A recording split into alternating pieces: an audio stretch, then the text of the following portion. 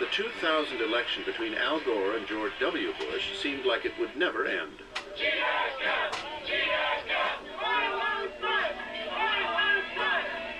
Gore won the popular vote, but neither candidate could claim victory in the Electoral College until it was determined who rightfully won the close race in Florida.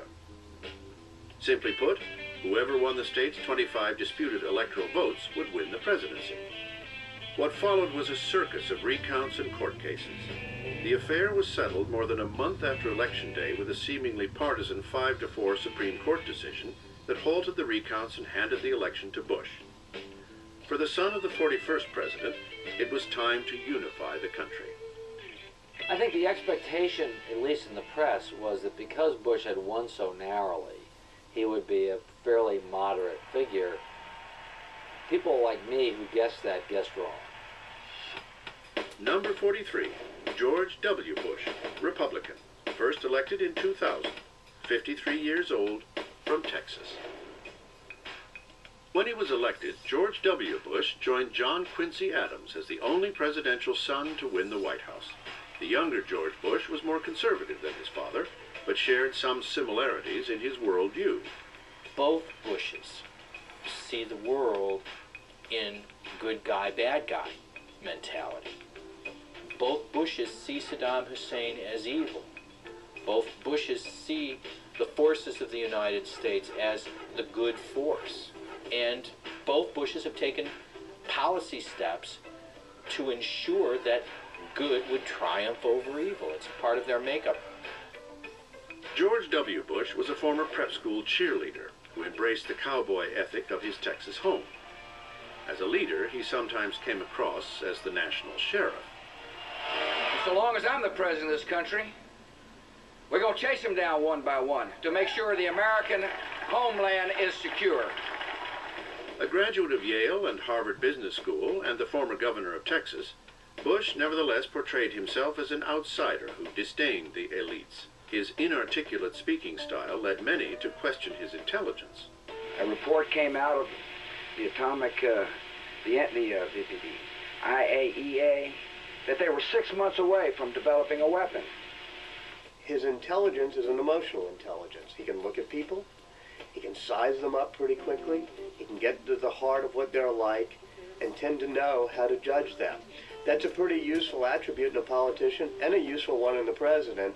It would be nice if it were combined with some depth of reflection and some nuance and some curiosity, and intellectual curiosity and rigor about the issues. Despite his lack of curiosity for the details, Bush is one of the most decisive presidents in history, and he runs a tight ship. In the Clinton White House, everything ran late, including the president. In the Bush White House, everything is on time and is considered to be rude and unacceptable if you're late for a meeting. You come dressed in your suit, you make it brief, you salute the commander-in-chief, and then you go. It's a very rigorous, orderly process. Bush may very well have enjoyed a leisurely presidency if not for the terrorist attacks of September 11, 2001.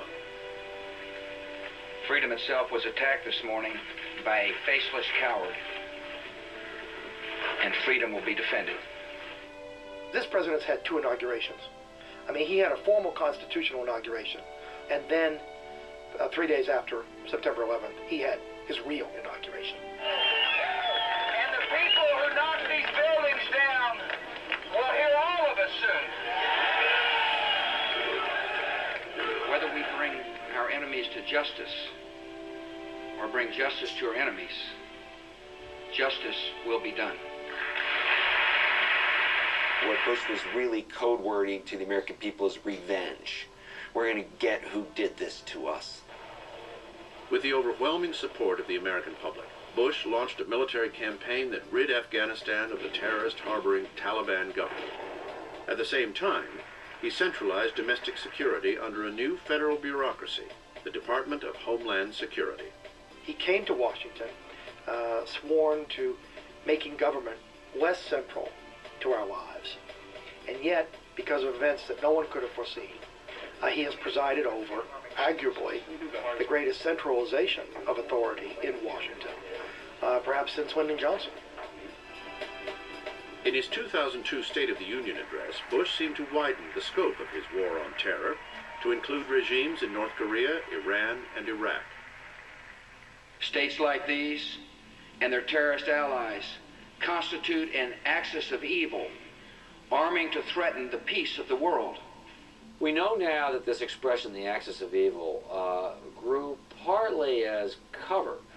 Bush wanted to signal that he wanted to go after Iraq, but he didn't want to be too obvious about it. After a failed attempt to win international support for overthrowing Saddam Hussein, Bush used his new doctrine of preemption to launch a unilateral war in Iraq. I think Bush made the decision to invade Iraq far too early. He tried to tie it in with the global spread of terrorism, and the ties were very tenuous. He had a group of advisors around him, and certain things in his own mind and heart that said that Iraq was the next place we had to fight.